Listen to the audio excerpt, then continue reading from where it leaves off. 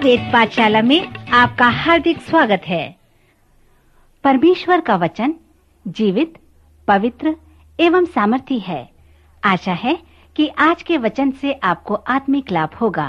तो लीजिए प्रस्तुत है ये संदेश। श्रोता मित्र, परमेश्वर पिता के पवित्र और प्रेरणादायक वचन के इस अध्ययन में हम आपका स्वागत करते हैं। पिछले अध्ययन में मैंने पवित्र शास्त्र के महत्वपूर्ण विषय के परिप्रेक्ष्य में बताने का प्रयत्न किया था। यदि आप पवित्र शास्त्र के पुराने व नए नियम के अध्ययन को गंभीरता पूर्वक लेते हैं तो आपको साधारण तौर पर इस संकल्प और इस विचार को समझना जरूरी है, अर्थात परमेश्वर का राज्य। क्योंकि परमेश्वर ने पुराने नियम में 6 पुस्तकें दिए हैं जो सभी परमेश्वर के राज्य के विषय में हैं। विद्वानों का मानना है कि शमूएल की 2 पुस्तकें, राजाओं की 2 पुस्तकें और इतिहास की 2 पुस्तकें पुराने नियम की राजकीय साहित्य हैं। जब आप इन पुस्तकों को पढ़ते हैं तो इनमें जो परमेश्वर के राज्य के विषय में बताए गए हैं उसके महत्व का अवलोकन करें। नए नियम में परमेश्वर के राज्य के महत्व को समझने की अपेक्षा आप पुराने नियम में परमेश्वर के राज्य को समझें। पुराने नियम में परमेश्वर का राज्य का अर्थ है कि परमेश्वर राजा है और उसका एक राज्य है और सब राज्यों से वह सर्वश्रेष्ठ और प्रधान है। जब हम कहते हैं कि परमेश्वर का राज्य, तो इसका तात्पर्य क्या है कि परमेश्वर राजा है और वह उस राज्य में शासन करता है। पुराने नियम में परमेश्वर की इच्छा यह थी कि वह इस्राएलियों का राजा हो और इस्राएली प्रजा उसके राज्य के लोग हों। परमेश्वर का उद्देश्य यह था कि परमेश्वर का राज्य यथार्थ, ऐतिहासिक और भौगोलिक हो, और वो ये भी चाहता था कि उसके राज्य में विशेष लोग हों जो एक विशेष भौगोलिक क्षेत्र में रहते हों और परमेश्वर उनका राजा हो। परमेश्वर ये भी चाहता था कि इस पृथ्वी पर ही उसके विशेष लोग हों और यहीं पर उसका राज्य हो। यह परमेश्वर की योजना थी। परंतु इस्राएली प्रजा ने शमूएल के द्वारा परमेश्वर से कहा, हमें इस प्रकार के व्यवस्था की आवश्यकता नहीं है। हमें एक ऐसे राजा की आवश्यकता है जैसे दूसरे लोगों के पास है। तब परमेश्वर ने कहा, ठीक है, शमूएल तुम्हें तुम्हारे अधिकार को पढ़कर बताएगा और यह भी बताएगा कि जब तुम्हें राजा दिया जाएगा तब तुम्हारे साथ क्या क्या बीतेगा। यदि तुम ऐसा चाहते हो तो अवश्य तुम्हें राजा मिल जाएगा। आखिरकार उन्हें अपना राजा मिल गया। अब उन राजाओं का परिणाम क्या था? यदि आपके पास कठोर हृदय है तभी आप उस राज्य की साहित्य के विषय को, जो ऐतिहासिक पुस्तक हैं, उसे आप समझ सकते हैं। मुझे स्मरण है, एक महिला कभी भी पवित्र शास्त्र नहीं पढ़ी थी। वह बहुत ही सांसारिक महिला थी। उसने कहा, मैं ऐसी बातों को नहीं पढ़ती जो भयंकर व डरावना होती हैं।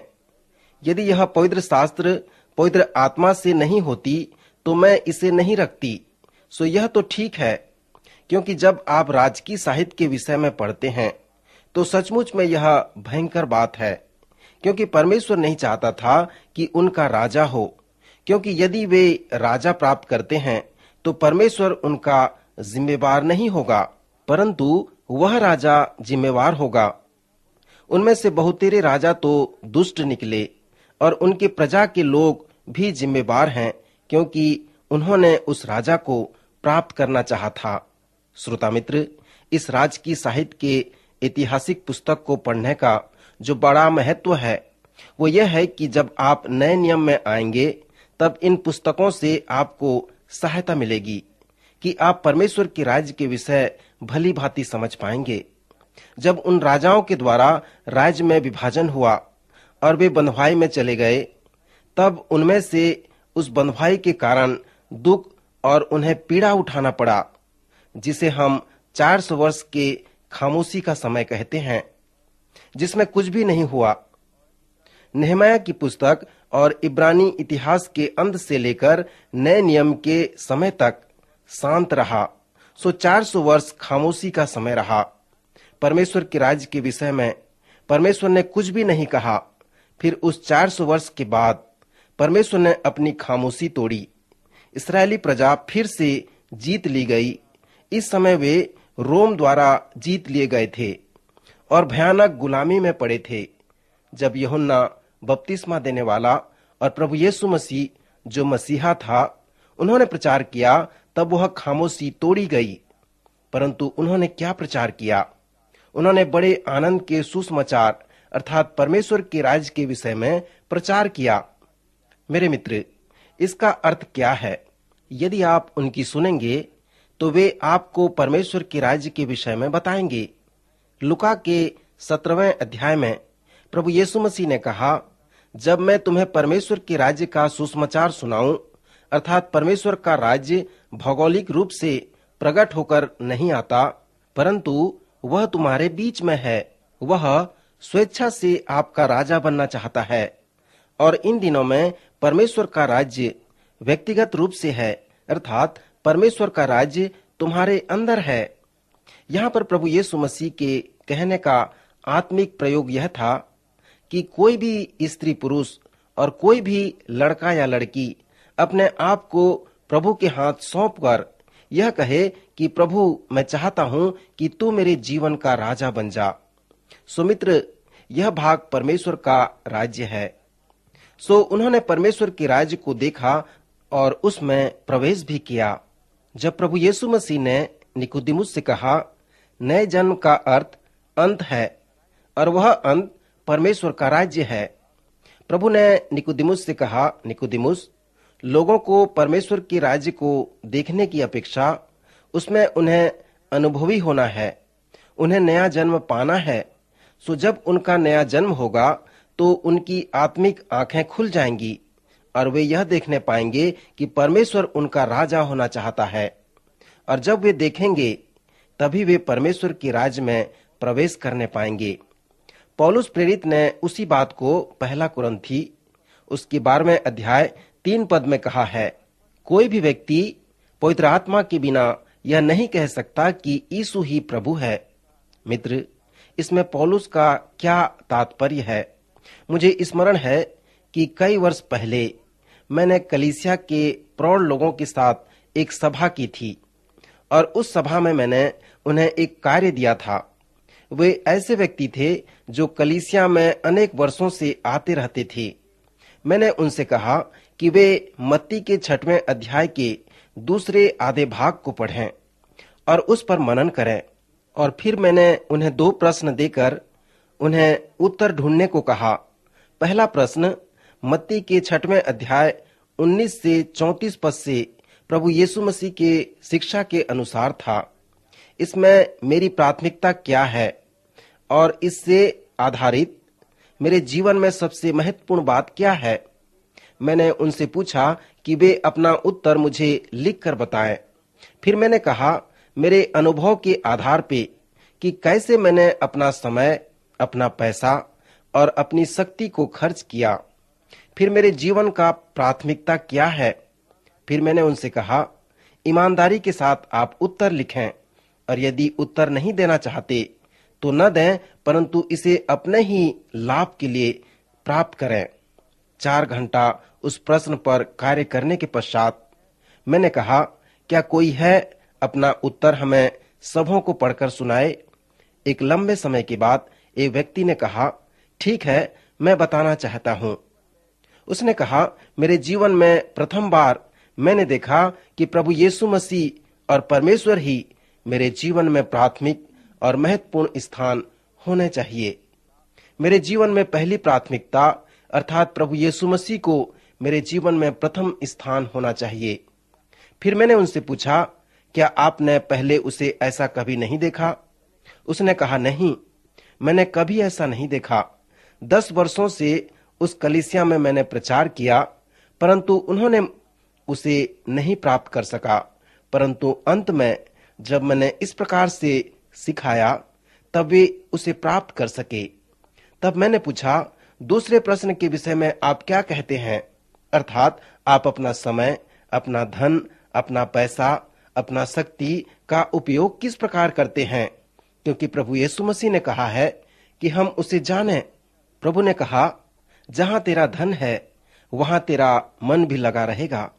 सो अपने हृदय से पूछो कि तुम कहाँ हो, अर्थात अपने पिछले 2 वर्ष के आर्थिक लेखे को देखो और अपने पिछले 2 वर्ष के कैलेंडर को निकाल कर देखो कि आपने अपना समय किस प्रकार व्यतीत किया।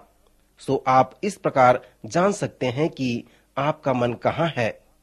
उसने उत्तर देते हुए कहा, मेरे जीवन में सबसे अधिक महत्वपूर्ण मैं मेरी पत्नी, मेरा बेटा और मेरे धन की सुरक्षा है।